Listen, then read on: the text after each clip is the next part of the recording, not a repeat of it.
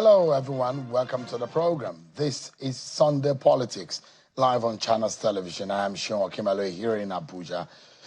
It is rather sad note that we begin the program by letting you know that a former Inspector General of Police, Mr. Solomon Arase, has died.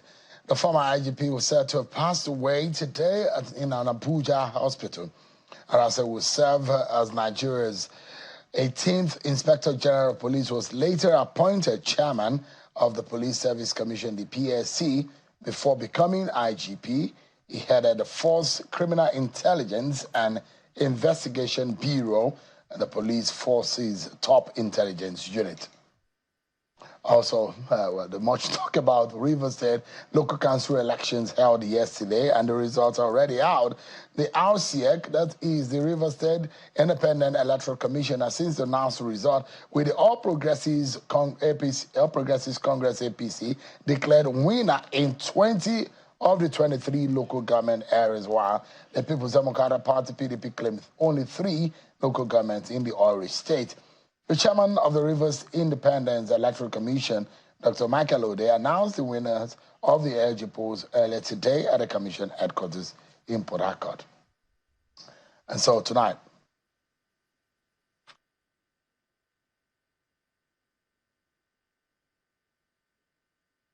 obtained by El-Rufai, a very prominent figure in Nigeria's politics as of today, is now assumed some kind of opposition activism and political activism too.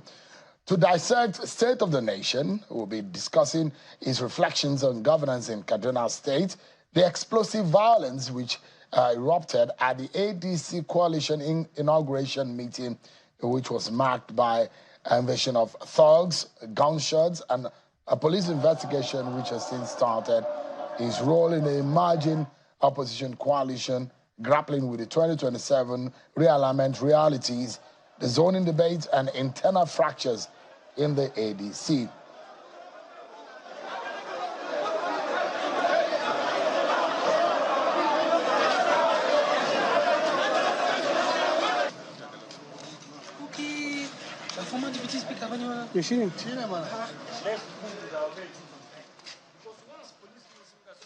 All right, these are some of the pictures in Kaduna at that event. I'm being joined by a former governor of Kaduna State, a former minister of the FCT, Malam Nasir El-Rufai. It's a pleasure having you, Excellency, for joining us tonight. Thank you for inviting me, Sean. Thank you so much. Let me begin with that violence, since my producer decided to play the raw footage of what happened, and everyone can see the thug invasion and what has become a major concern for, and we understand that police has started the investigation. That say you are a victim. How do you respond to these allegations? Did you orchestrate it? It is quite stupid for anyone to assume that I will invite thugs to invade an event of my party. The police were there. I don't know what they're investigating. They know what happened. They were there. They provided cover to the thugs to do what they did. So these thugs were government-sponsored. We know them. We know the police officers that are there. I had earlier this year, I think, or late last year, submitted a petition to the Inspector General of Police on the conduct of some police officers in Kaduna that are being used by the state government to kidnap, abduct opposition figures and critics. And I'm waiting for the outcome of that investigation. But this attempt by the police to issue a statement implying that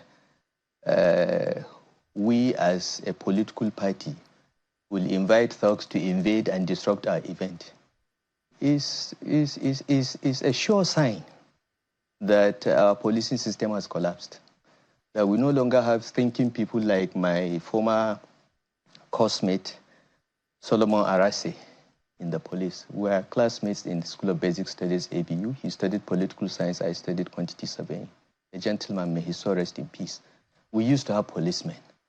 Now, we have shadows of the police. They were there, and I'm submitting a petition to the IG as well as the Police Service Commission, because this gets to the root of the failure of our policing system. When law enforcement agents are the ones that are used to facilitate and protect those that engage in violence, then we are on our way to total destruction of everything that we stand for in this country. Madam, you warned of anarchy and accused police of standing by during the attack, while authorities are now saying that the meeting lacked proper notification. Do you believe this was negligence on the part of the organizers? What is proper notification? And a political gathering? You don't think that for proper cover of security? Under which law? What section of the Constitution? No one can abridge my rights of association. No one can ask me to give any notice. I can give if I choose. But it is not a legal or a constitutional requirement, and people should stop overreaching themselves just because they have a position today. I was governor of that state for 8 years. Never at any time did I stop any opposition party from having meetings or say that venues should not allow meetings to take place. This is an overreach. You are inferring that the governor of the day or the government of Kaduna State was behind that attack? The government of Kaduna State is behind it. When we submit, I will submit my evidence to the Police Service Commission and the Inspector General of Police if they care to take action. I mean, why would you think that the governor, is it because you are now no longer in the same party? Why do you think the governor might be behind it? Do you see him ordering it, or what exactly? Because these are allegations. Because a governor of the state is supposed to be the chief secretary.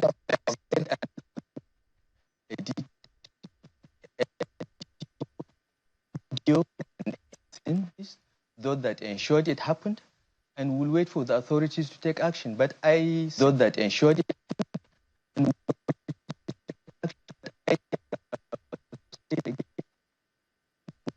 Allow everyone to resort to self-help. God help us. Is that what you are thinking? You want to self-secure yourself? I'm not thinking anything. I'm just stating it as it is. If the authorities, and I'll repeat it, for the avoidance of any doubt, if the authorities do not the law without fear of favor, and force everyone to resort to self-help, God help us. Would you resort to self-help? I did not say anything. I have said what I have to say, Shaun. We'll wait and see. This is worrying, isn't it? Because some Kaduna ADC leaders have disowned that inauguration. They are not ADC leaders. In fact, they claim that you are not a member of their party. Listen, Shaun, okay? You can say whatever you want to say, but this coalition was started by a few people. And even a fool knows I'm one of the leaders of the coalition. Whether I'm a member of the party or not is beyond the pay grade of a thug in Kaduna parading himself as an ADC leader. Who are ADC leaders in Kaduna? After that statement, which was procured with the payment of 200,000 to the state publicity secretary, his own state working committee have disowned him. And they said they are going to subject him to disciplinary process. I am not just a member of the ADC. I am one of the leaders of the coalition. I'm one of those that worked to bring this thing together. You think some lowly member of the party in Kaduna, or claiming to be a member because he's not, is the one that will determine whether I'm a member or not? If you want to know whether I'm a member of the ADC or not, please call the national chairman of the party, Senator David. Because the membership of a party, everyone is supposed to be rooted in their ward, to the local government, to the state. Everybody has to have a root. Even when you were a governor, you go down to your ward to vote, don't you? You don't know the constitution of the ADC, do you? Oh, so what does it tell us? Membership of the party can be anywhere. I live in Abuja now. I can register in Abuja. Have you registered? That's not for me to tell the world. Because I don't need, listen, sure, I'm not here to prove my membership of the ADC. I don't need to prove it to anybody. And it's not even a matter that I think requires the wasting of our time. Let's go to more substantive issues. There are more serious problems in this country than my membership of the ADC or not. I'd just like to know, for the avoidance of doubt, because you were once a member of the SDP, We saw you meeting with the SDP chairman at some point. I'm a member of the SDP, and in case you have forgotten, even when the ADC was adopted as the political party for the coalition for 2027 elections, the leadership gave Peter Obi of the Labour Party and Nasir El-Rufai of the SDP forbearance to remain in our parties until the conclusion of some critical elections.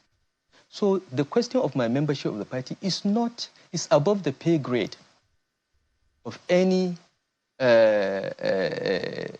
party member. Okay, it's above their pay grade. This is part and parcel of the original covenant at the coalition. Pay grade. This is part and parcel of the original covenant at the coalition. Peter Obi has elections in Anambra in November. He's going to campaign for Labour Party. We have elections in Niger State in November. I'm going to campaign for SDP. So whether I am in the SDP or ADC is not the material issue. I am one of the leaders of the coalition, and how we are putting our coalition together is for us to determine. It's not for anyone to question or interrogate. Let me take you quickly to Kaduna. At what point did you fall out with the governor? What happened? I've not fallen out with the governor. Are you still friends with him? No, he's not my friend. Why? That's a man you... He has never been my friend. But he was my boy. He was my mentee. Okay? I call him my friend because it's easier to say that. But he has been my boy. He has been my mentee. We've not fallen out. But do you still speak with him? No, I don't. But you don't have that kind of relationship any longer? No. You don't understand, Sheun. Go and find out. When I left BPE in 2003, I never went back and I never spoke to any subsequent DG of the BP unless he speaks to me, unless he calls me or wants my advice. This is how I am. Go and check in the FCT. Since I left the FCT in 2007, I have not gone back there until the former minister, Mohammed Bello, who was my classmate in Barewa, invited me to come and talk to him about some things. I don't go back. Once I'm done with the job, I move on. I don't go back. I don't call you.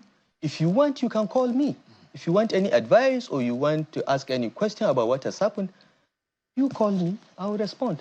Because other than that, I don't. There's been open criticism of the government by yourself, which a lot of people will say, but you helped that government to come in place. Yes, that was your successor. Yes, so a lot of people will be wondering, at what point, what really happened? Listen, sure. I don't know why people refuse to think, okay? Everyone knows I was a founding father of, one of the founding fathers of the APC, right? Mm-hmm. And everyone knows that I made some contribution in bringing Asiwaju to the presidency, all right? If you made that statement right on this program. Yeah. When you and your colleagues... I did. Okay, no, I'm trying to just state some facts. Mm-hmm. Now, if Asiwaju's government has derailed, it is not doing what we thought he would do, he is not serving the interests of Nigerians, I should not criticize him because I contributed in bringing him? Is that the logic in Nigeria these days? Why does that happen? The purpose of government is to get things done for the progress of the people and the country. So even if it is my son or my father that is president or governor and he's not doing the right thing, I lose the right to disagree or criticize? Is that what Nigeria has become? Is that the case in Kaduna State? Have we gone that low? No, I'm asking you the question. No, but all right? Because you started by saying that Ubasani is my friend or whatever. Yes, he's one of my mentees. I developed many of them. My biggest pride in life is I've elevated many people. I've encouraged and mentored many people to greatness, some even greater than me, and I'm very proud of it. But when a person derails, when he doesn't do the right thing, because I contributed in getting him there, I am prohibited from commenting, from disagreeing, or keeping away? Is that what the country has become? What do you make of the governance of Kaduna State of today? Look, I can only talk about my governance. I was governor for 8 years. The results are there. The people of Kaduna State know. And after 2 years plus, they're in a position to compare. I don't like commenting on what is happening in Kaduna because the people will have an opportunity in 2027 whether the government is doing the right thing or not. Let me ask you specifically on the area of security in Kaduna State. There are those who believe that Kaduna State is recording better security since you left office, at least in the last 1.5 years. And some allude to the fact that maybe there was not a better management of the situation, especially the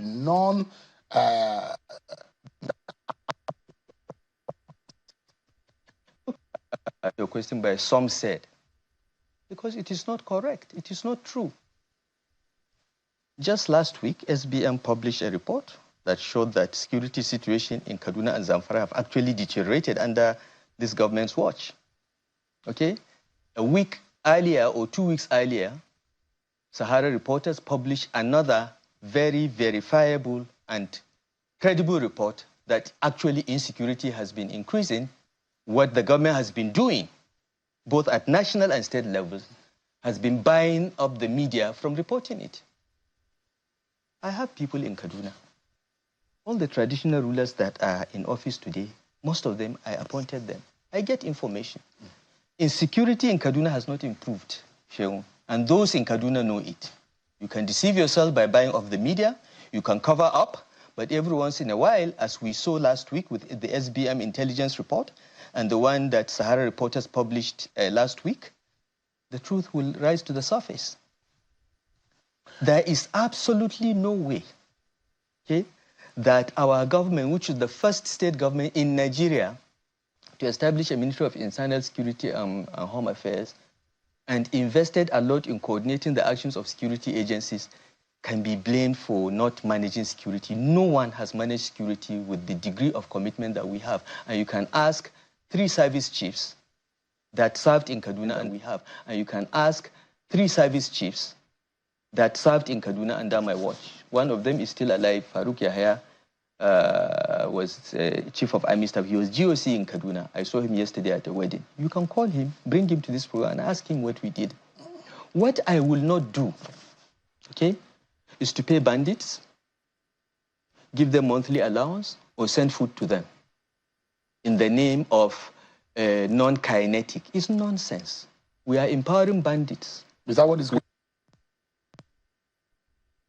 Kaduna is paying it's not bandits? The government of Kaduna State is a national policy driven by the Office of National Security Advisor, and Kaduna is part of it. Many states are objecting. Kaduna is objecting to that, but that is the policy now. Kiss the bandits. That's the new policy. My position has always been the only repentant bandit is a dead one. Let's kill them all. Let's wipe them. Let's bomb them until they are reduced to nothing. And then the 5% that still want to be rehabilitated can be rehabilitated. You do not negotiate from a position of weakness. You don't empower your enemy. You don't give him money to go and buy more sophisticated weapons. That's why the insecurity problem has not gone away and will not go away as long as this policy continues. If you they can deceive, they can cover up, they can do propaganda, but those that live in Katsina, those that live in Zamfara, those that live in Kaduna, those that live in those states, they know what is happening. But is that the reason why perhaps you think that there's a slowdown in the attack on schools and kidnaps that we've seen in Kaduna? The quiet we've seen in the Benegwari there is no slowdown. Kaduna, I was governor for 8 years. I was governor of Kaduna State for 8 years. Only 3 schools were attacked in 8 years. Okay? This government has been around for 2 years. 3 schools have been attacked. And they paid the bandits. They paid them ₦1 billion the first time the school was attacked and students abducted. They are paying bandits. They are apologizing to them. They are finding this information about ₦1 billion being paid. Look, let the governor or anyone come and deny. We have the evidence. When the time comes, we'll reveal everything. They are paying bandits. They are empowering bandits. This is what this government is doing. And you think that will not work? It will not work. It has never worked anywhere in the world. Let me ask you today, because perception is a part of life. I mean, how you are perceived and how you are seen may not exactly be your reality, but the way people perceive you there might be explanation and clarity to it. There's a section of the southern Kaduna people who have a feeling that there is hard approach of yours to things which which gives them a feeling that maybe Nasir El-Rufai hates southern Kaduna people. What do you say to them? Yeah, they can think what they think. Sheun, I don't tolerate nonsense. Governance is not a joke. When you are governing 10 million people, as I did in Kaduna, you must not discriminate between A and B. Nobody can blackmail me that because he's a Christian, the law doesn't apply to him. Okay? There are people in southern Kaduna that feel entitled to behave in a certain way, and I didn't take it. I dealt with them. Just as the IMN, Al-Zakzaki's people who thought that they could do anything they want and get away with it, we dealt with them. Al-Zakzaki people are Muslims like me, but I didn't take any nonsense from them. Go and ask them. They consider me an enemy. How do you then explain to those who think that you are a fundamentalist? I don't care. The people that think I'm a fundamentalist don't know me. They have never met me. They have formed their opinion. And frankly, Sheun, the reason why my enemies are very vehement at hating me is because I don't care what they think. It's the way I am. I'm very comfortable with who I am and what I am. And I don't care what you think. You know me. Those that worked with me know me. Some of the closest people I worked with in the government I empowered are from southern Kaduna. They know that this is not true. But there are people, there are some entitled southern Kaduna Christian leaders who are used to getting money every month from the government. $20,000 who are being used to giving $20,000 to go for medical checkup every year. I stopped it. I stopped funding pilgrimage, just as I stopped many other things that are waste of government resources. I will not be popular. But how do you explain the balance of power when you as a government, and you know the quantum of the Christian community or Christian people in Kaduna State, and those who feel that you never cared, and that's why you had that appearing when you were governor? No. Do you regret any of those decisions? Listen to me. Listen. What do you think is the quantum of the Christian population in Kaduna State? You think they're insignificant? No. What do you think? No, I ask you. What percentage? I imagine maybe 30 or 25% of they are not up to that. Okay? So, if they are not up to that, why should they feel entitled to 50% of positions in the government? Southern Kaduna, the 8 local governments of Southern Kaduna accounted for over 60% of the civil service when I was there. So, who is talking about marginalization? But for Southern Kaduna leaders to send a delegation to me after assuming as governor and announcing my cabinet to say that they have been shortchanged because they got only 25% or 30% of the positions because they are used to 50%. And I say, okay, on what basis? On the basis of what? PDP was rigging in Southern Kaduna. They were writing results to overturn the elections of the majority in Northern Kaduna. So they will give you 50%. I didn't rig my election. I won. There are 3 senatorial districts. We made appointments on the basis of equality of senatorial districts. But this is the feeling of entitlement that I faced. And it had to be wiped out. I had to bring everyone down to the level of reality. I'm not going to encourage self-entitlement or using violence to negotiate. Did you support the Muslim ticket in your party in 2023 too? I did. And you think it's okay? It was a political strategy. It was a strategy to win the election. It was not a religious strategy. It was a strategy to win the election. And it worked? Clearly. Look, Sean, when you are contesting elections, you look at every variable, look at every index, you look at every criterion that will help you win. Okay? That is what people do. It has nothing to do with religion. Even if those tendencies seem to affect the fabric of our nation, or what makes... Listen to me, Sean. So long as we continue to speculate on this, you will not solve them. We have done Muslim ticket now. Tell me in what way Christians are now shortchanged. Nothing. No leader that wants to succeed will limit his choice of appointees to a particular religion or ethnicity. Okay? If you want to succeed, you have to diversify. Now we have cured the fear and the love for Muslim ticket. It has been done, buried, gone. I did Muslim ticket in Kaduna. I want to know which Christian in Kaduna was shortchanged because of the Muslim ticket. Nothing. My final question on the issue of Kaduna, so we can move to national issues. At least you say it, and you pose yourself as an upright figure, at least in governance, either when you were in BPP, you were minister, especially when you were a governor. But in your exit, there's been a lot of criticism. In fact, there are a lot of probes to your 8-year stay in office. And there are accusations about uncompleted projects and the manner in which the affairs of the state was managed. Did you make some errors, or there are those who acted on your behalf, which you think were not properly done? Do you have regrets as to the things that were done under your watch as governor of Kaduna State? Okay, let me start with that. First of all, I have no regrets whatsoever about my tenure in Kaduna. And I'm very proud of my team and what they did. They did an excellent job. They work 24/7, 365 days a year for the progress of Kaduna State. And anyone that goes to Kaduna will see the difference. And we are proud of that. So I'm very proud of my colleagues that worked with me, and I commend them for the work that they have done and their sacrifice. And they were not thieves. They were not crooks. Okay? What about the allegations of money stolen? I'm coming. Okay?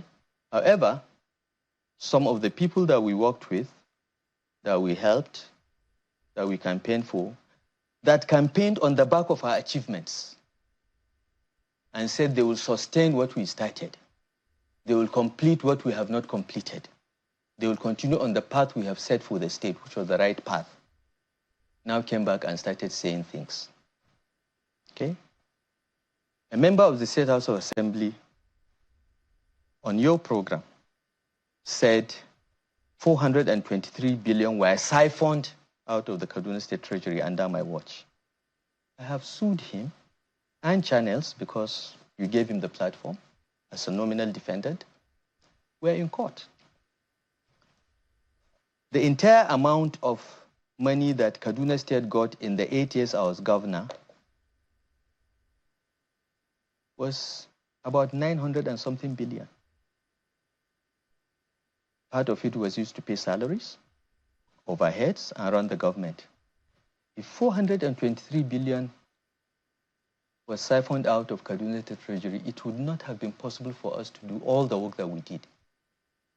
And as I said, even a blind man that goes to Kaduna knows that we have transformed the state in many ways, in every sector. And there is no ward, no local government that we have not invested. And even the governor himself has said this several times before he got elected, but he got there and changed his story. But that's okay. Morally flexible people can do whatever they want. Okay? So, are we perfect? Of course not. We are human beings. When the State Assembly started the probe and people said, go to court, stop it, do that, I said, no. I was governor for 8 years, but I didn't do everything alone. I am also curious to know what each and every one of my commissioners and heads of agencies have done. Let them investigate. Let's see the results. Maybe there are people that we trusted that abused our trust. I want to see the outcome. But I wanted to see a fair process. I wanted to see the hearing taking place in open so that even Kaduna State citizens will hear what happened during our 8 years as governors. But they held the hearings in secret. People were not invited, but they were indicted, and so on. I don't want to say much about this because all these matters are in court. But I want to tell you, Sean, and I say this without any fear of contradiction. Number one, we ran that state with total commitment to accountability and probity. Number two, we are not thieves. We are not petty thieves. We are not corrupt. And we don't bribe people, we don't bribe the media, we don't bribe civil society to hail us. We worked, and the result is on the ground. And posterity will judge us. And the people of Kaduna State will send a very clear statement in 2027, when the elections come. That will be the answer to all the nonsense going on now. Give me a breather. We'll take a break, everyone. But when we return, our attention will be on the state of the nation, how the nation is faring, at least from the lens of the former governor of Kaduna State, Malam Nasir El-Rufai. We'll be right back, everyone, after this break. So stay with us. Let's get back to the conversation with the former governor of Kaduna State, Malam Nasir El-Rufai. Thanks so much indeed for your time tonight. Thank you. 2027 is upon us. The fastest election in my career as a journalist that I've covered, at least in this Fourth Republic, where elections have been talked about 2 years, clear years, before the next election. And you are one of those who caused it. As soon as you left the APC and you started criticizing this government, and you warned that you are going to send President Bola Tinubu back to Lagos, you are going to retire him, there are those who are asking, how would you do that?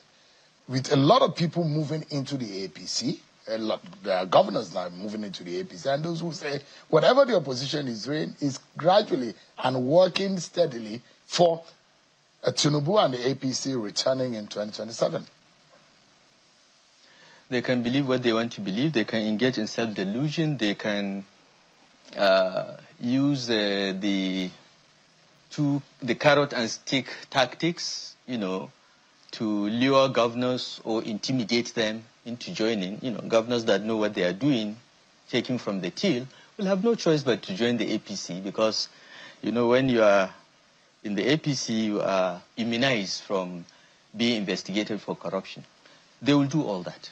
But at the end of the day, the Nigerian voter will decide based on President Tinubu's performance and the performance of governors. It is not a governor moving to a party that will make that party win elections. I was governor of Kaduna State. I was one of Bola Tinubu's biggest campaigners, but I couldn't deliver the state to him. Bola Tinubu himself couldn't win his state with his own governor in place. So these things are not as theoretical as people want them to be. And if you want to engage in self-delusion, you are free to do so. So I will not tell you how we are going to win, but I tell you very clearly, and I've said this before and I'll say it again, the worst case scenario in the 2027 elections is that no winner will emerge in the first round. We may have to go for runoff. And Bola Tinubu will not be on the ballot for the runoff because he will at best be third in the election. He has no pathway to win. I have done the maths, I have done the analysis. He will be at best third. But he can deceive himself. He may think, I have money. Because they have taken all the money in the country. I have INEC, I have the police, I have the army. You know what, President Tinubu, invite President Jonathan for a chat and ask him if he didn't have all this in 2015 and we got him out. Is the case still the same, similar to 2015? It's there are worse. those who will say Tinubu has never lost an election. And it's different as a politician compared to Goodluck Jonathan. Tinubu has never lost an election. That can be contested, but it's okay. He has never lost an election. He's a political strategist. He's this, he's that. Wait.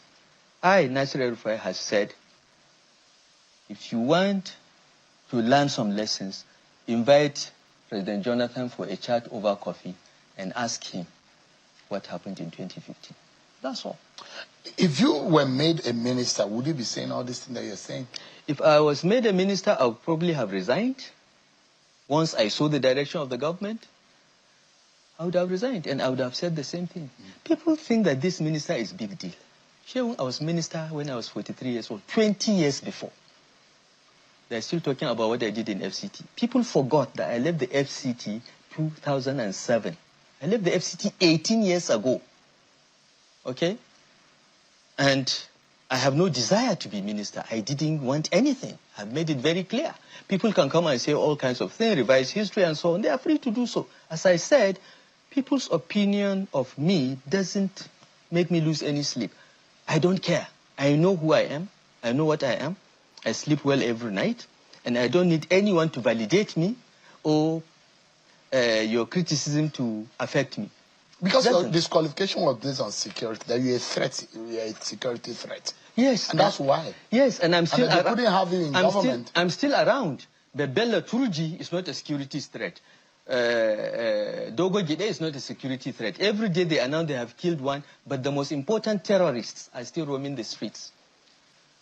The security story is all an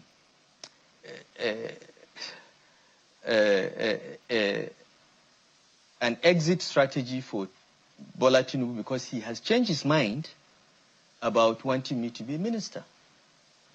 I don't know what his reasons are, but he changed his mind. I understand that you had ambitions and you were going to use that office for your own personal ambition, and it was clear. Those are what I heard that really happened. Well, I'm hearing this one. First, I'm probably the only politician in Nigeria who has never had ambitions. Every position I've held in office, I was asked, I was invited, I was literally begged, like Tinubu begged me on the platform in Kaduna to serve because I get things done. I have never had ambitions. I am a person that gets difficult things done. That's why Obasanjo got me into the government. That's why Buhari asked me to go and be the governor of Kaduna State. I have never had ambition. I'm probably the only politician without ambitions. Number two, falling out with these people that have called you. Why do you keep falling out with them? Who have I fallen out with? They talk about fallout between you and OBJ and what he said about you. Now Bola Tinubu. Look, OBJ has said many good things about me. He has said many bad things about me. But today, tomorrow, go and ask him. OBJ will tell you I'm one of his best appointees ever. And it was OBJ that invited me to be the deputy chairman of the Nigeria-Congo Business Council. I'm still in touch with him. I still go to him for advice. I've not fallen out with OBJ. If anybody thinks there is a falling out, it's his imagination. Throughout the time I worked with Obasanjo, we quarreled and made up many times. It's the nature of our relationship. And depending on the mood, you know, that's it. But coming back to your question, okay? So, number two, I said I don't have any ambition, all right? Number three, what was I going to be? I was going to be the minister in charge of electricity. And I had a plan to ensure that by 2030, every part of Nigeria is covered with 24/7 reliable electricity. That was the plan I gave Tinubu. What is the ambition there? What is the ambition? Finally, what if I have ambition? If the work that I will do will provide Nigerians with electricity, will solve their problems, what has my ambition got to do with it? Is the country not important enough to tolerate my ambition if I had any? It is sheer idiocy and lack of love for country, okay? For people to sit and play games like that with the destiny of a country. Okay, so they have their minister of power. They have made progress with the electricity. I took the entire plan, which was developed by McKinsey and Boston Consulting Group, pro bono, because they know me, they respect me. I gave the entire plan to the government. Why can't they implement it? So that Nigerians will have electricity. With that plan, assure us that plan, constant electricity. By 2030, every part of Nigeria will be covered and will have reliable electricity. And that plan is not being followed? I have given them the plan. You ask them what they have done with it.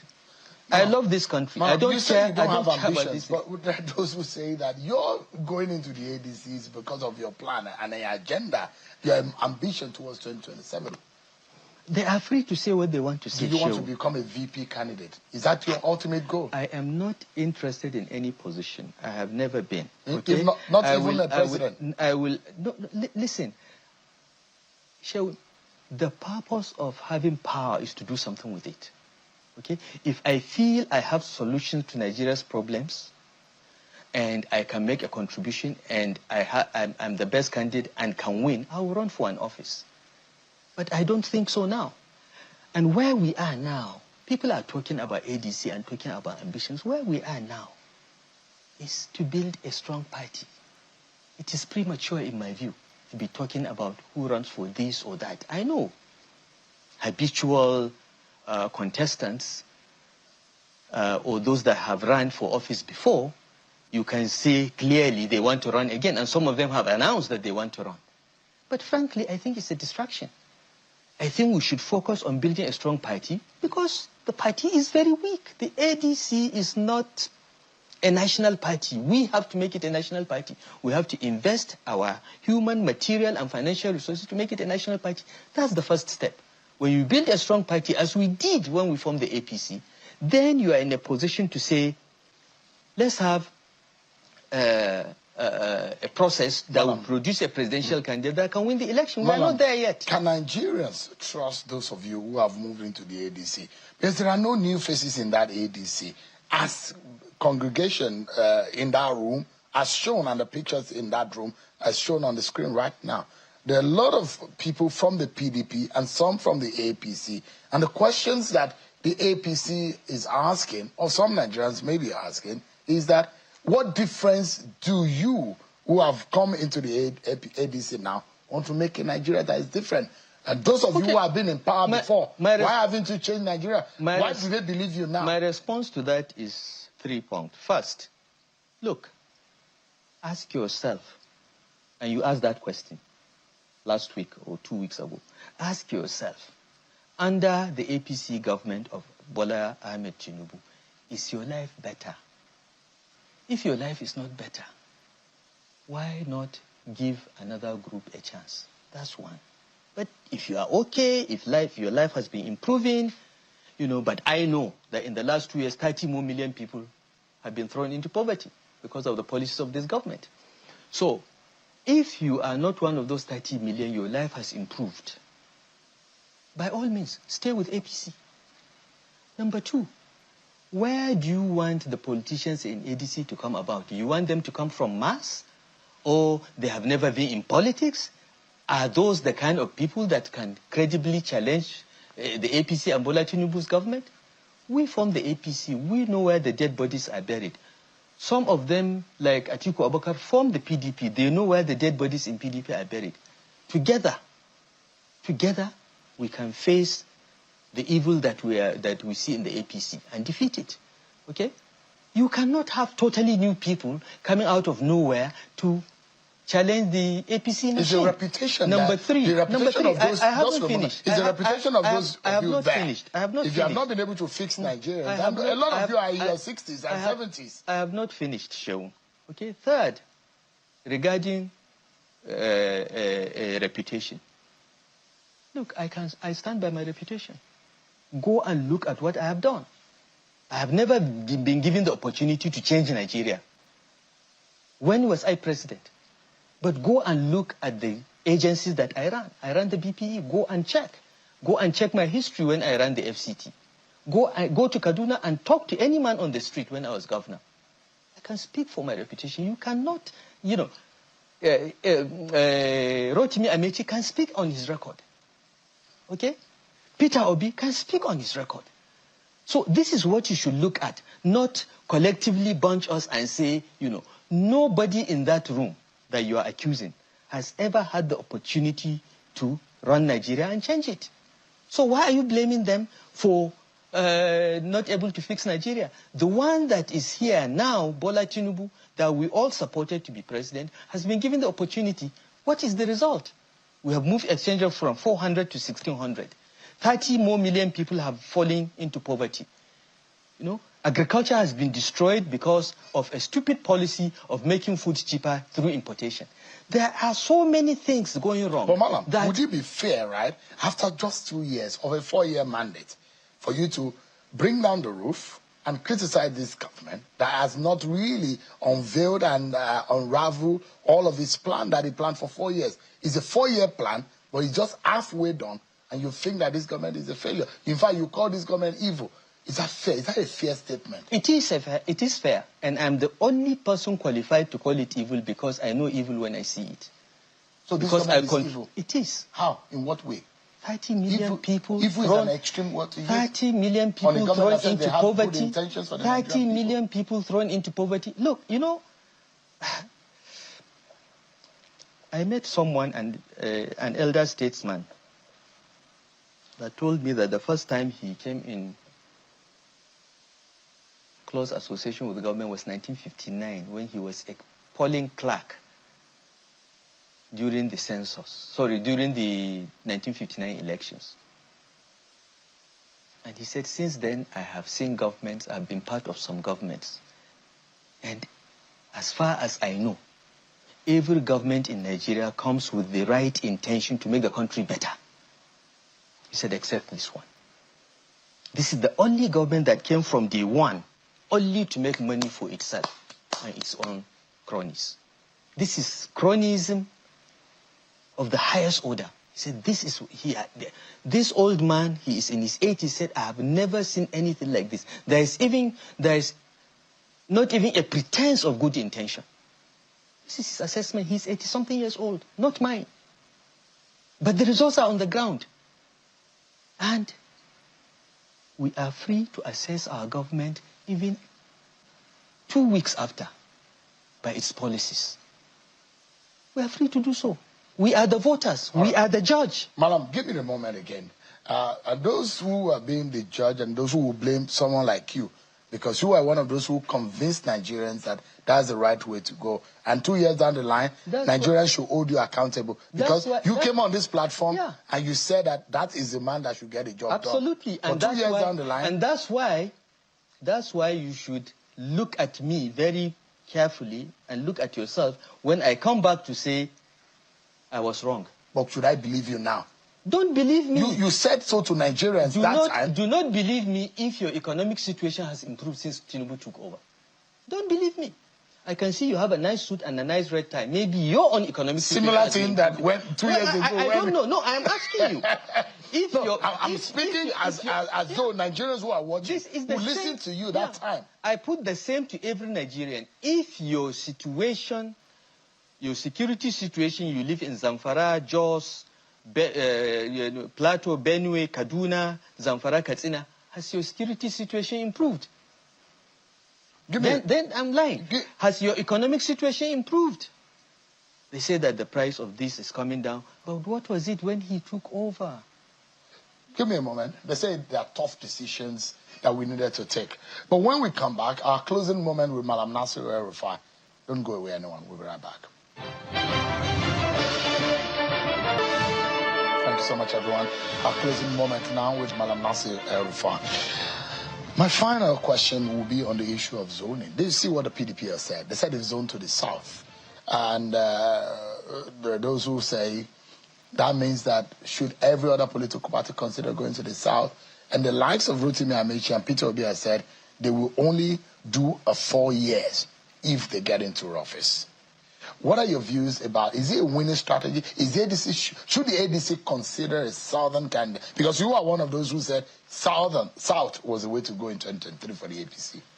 Yeah, look, in 2023 I was in the APC, and I believe that the honorable thing to do after 8 years of Buhari was for power to go to the south. It was part of an understanding we had when we were forming the APC, and I was part of that understanding. Whether it is written or not, whether people want to have amnesia about it or not, I will not be part of it. And I stood, mobilized the governors from the north in the APC to say power must go to the south. And I'm very proud of what we've done. Okay? However, when we took that decision, we had no regard to what the PDP did. Okay? Or was planning to do. We didn't care. If the PDP wanted, they could zone it to the south, they could zone it to the north or west or east, wherever. So, zoning is a political strategy that every party pursues to enable it to win the election. That's what it is. In 2023, I felt very strongly that because of that understanding, it had to go to the south. And PDP now have decided to zone it to the south. Good luck to them. However, the ADC is still forming. I have explained earlier that the party is structurally weak. We are still forming the party. And when the party is fully formed, the leadership and the founders of the party or will sit and decide on that. I am not privy to the discussion. Now, on the question of people coming out and say, I will do one term, I don't think anyone believes that. I don't think it is right. You should not constitutionally give up what is yours. And frankly, as someone that has been governor for 8 years, and Amechi and Peter Obi have both been governors, they know the time it takes to make meaningful change in government. 4 years is not enough. So I want to appeal to everyone to stop making these commitments of I will do 4 years or I will do 8 years, because nobody believes you. You will go in there and change the story. Okay? Malam, let us wait for our party to settle, and we have a discussion and decide what is the way to win. Because that's the starting point. Malam Nasir El-Rufai, former governor of Kaduna, says it's such a pleasure having you join us. Please do come back some other time. Thanks. Anytime, so much. I appreciate it. Anytime. Good to see you again. Good to see you. That's our show for tonight, everyone. Many thanks for watching. I'm Sean Kimale. God bless Nigeria.